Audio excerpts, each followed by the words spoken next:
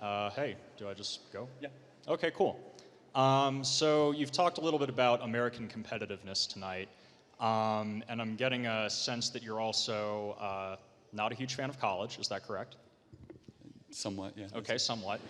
And you are also not a fan of immigration. So given those two stances, you are proposing cutting off a substantial part of America's labor supply, both in skilled and unskilled sectors. And you're not encouraging young people, or rather you are actively discouraging young people from gaining the necessary skills to replace the skilled immigrants that are coming in. So given that you hold these two stances, how is America going to become more competitive when you, especially in fields that require highly skilled labor, such as medical research and material science and engineering? Well, of course I want people to get skills, so that's not a correct representation.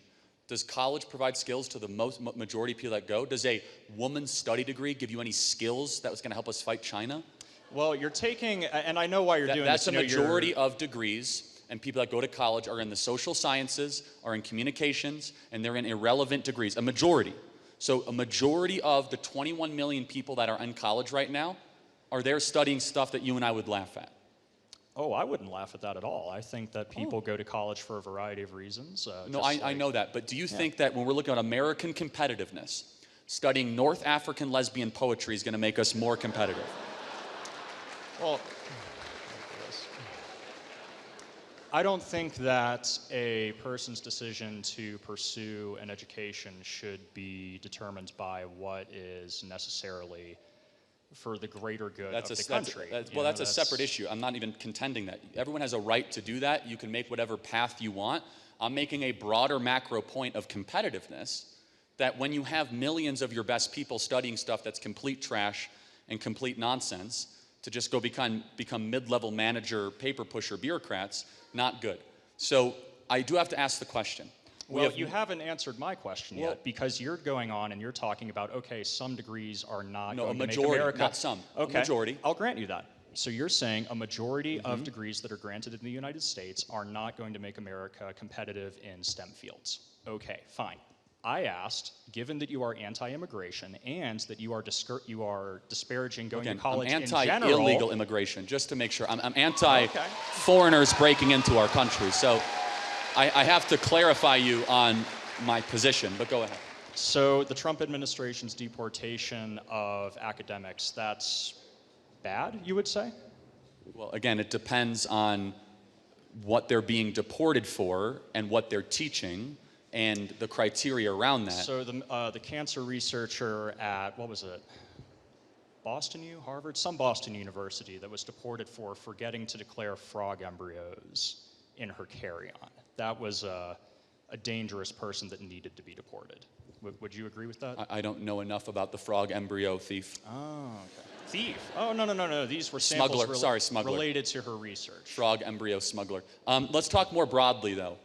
If we are thinking about going up against China, do we want more universities that are of the liberal arts direction, or more that are doing really like artificial intelligence preparedness, astrophysics, engineering, of which, of course, I totally support, but that's less than 12% of all students that go to college study those things.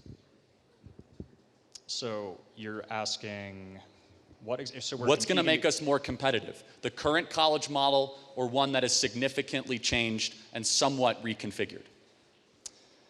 Well, your premise is that we're competing against China. I would say we're an enemy with the Chinese Communist Party, not just a trading partner, that they're an enemy of the United States. But I don't want to go too far down that rabbit hole.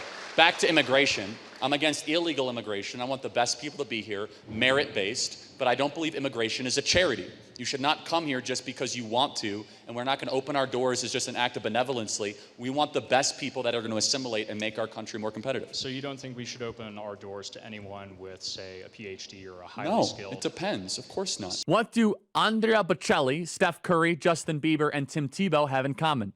All of their mothers were encouraged to end their pregnancies. When a woman faces an unplanned pregnancy, she is often pressured to end her child's life. She wants to make the right choice, but society and those around her are telling her that her baby is not a life. That's where the Ministry of Preborn steps in. Preborn and their network of clinics offers compassionate, loving care to mothers and the support they need to help them choose life, including a free ultrasound. Once a mother hears their child's beautiful heartbeat, she is twice as likely to choose life. If you consider yourself pro-life, it's time to join forces with Preborn. I'm a donor, and you should be too. Together, we can empower women to choose life, empower the truth of motherhood, transforms families and futures. One ultrasound is just $28, and a $140 gift will help to rescue 5 babies. When you donate monthly, you'll receive stories and pictures of lives you helped to save. Please dial pound 250 and say the keyword baby. That's pound 250 baby, or visit preborn.com/Charlie. That is preborn.com/Charlie, sponsored by Preborn. Now, if you have a PhD and you've written extensively on how the atom was split and you're from Japan, then yeah, we'll entertain you coming to this country, and we want that, of course. But again, you have to have some nuance into who you're going to let into our country, not just your blanket statement, let anybody with a PhD come into America. That's silly. You don't think that humanities have any value at all? So history. Well, I do actually. The way that it's taught and configured. So are you here at University of Wyoming? Yes, I am. Okay. Are you in the humanities, or what are you? Oh, it depends on who you ask. I'm studying to be a doctor of economics. Oh, great. Good. Yeah. So you guys have spent a lot of time studying Thomas Sowell. Yes. And Milton Friedman.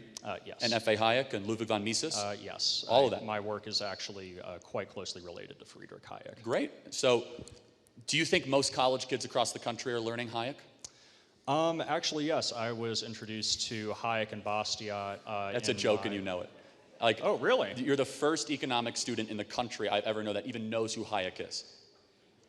Well, I think that's because a lot of people enter economics thinking that it's just another business degree, that it's just about how to run a firm. It's a rigorous study to obviously go after. The humanities, as they're configured, are wretched to the core with anti-Western teaching, anti-American literature. What do you mean anti-Western teaching? An emphasis on Herbert Marcuse and Angela Davis and Kimberly Crenshaw and Judith Butler and Derek Bell. What's wrong with Angela Davis? She's a great woman. What, Angela Davis, the outspoken vocal communist? Yeah. She's a great woman. Yeah. Okay. Wow. Yeah. That's why kids shouldn't go to college, to learn from communists. That proves my point. Angela Davis has nothing to offer to the academy. She is the disciple of Herbert Marcuse. You don't think a diverse education in political theory is useful? You can learn about those perspectives, but studying them as your primary perspective, do you think who's studying Angela Davis as their primary perspective? That's a leap. That is a leap. No, hold on. Angela Davis is, or the postmodern school of thought, brought to you by Marcuse and the Frankfurt School and Jacques Derrida, is the predominant philosophical worldview that is put forward in the humanities across the country. That is a fact. We've strayed pretty far from my original point. We've got people behind me. I mean, well, hold on. I'm just going to give you an opportunity to clearly answer the questions that I had, given that you are anti-immigration. Anti-illegal immigration. Okay, fine. Anti-illegal immigration. Yes. That's fine. I'll grant you that. I want more Elon Musks and less Elon Omars. Does that make sense? Well, that's bait, but okay. So that's the type of legal immigration I want. More Elons, less Elons. Okay. We're going to ignore that bait. No, but that's my answer. I mean, you have merit over Muslim totalitarianism. You just said you are against some highly educated, highly skilled immigrants that come in based on your personal criteria, fine, and you are against training our young people to fill their shoes. How does this make America more competitive? Okay, and you've spent a lot of time talking about immigration and the fact that some college degrees are worthless, but you have not at all addressed how your viewpoints make America more competitive. Apprenticeships, trade schools, community colleges. There's other options than four-year colleges to be able to get skills, of which I highly support. Did you know there are 11 million job openings in this country right now that do not require a college degree, that just require some form of technical training? So yes, we need less people going to college and more people that are going to enter the muscular class of this country. Community colleges are going to teach you how to cure cancer, but that's my time, all right? Okay, but a community college actually might teach you how to change a tire, which millions of Americans don't know how to do. Okay, thank you for your time.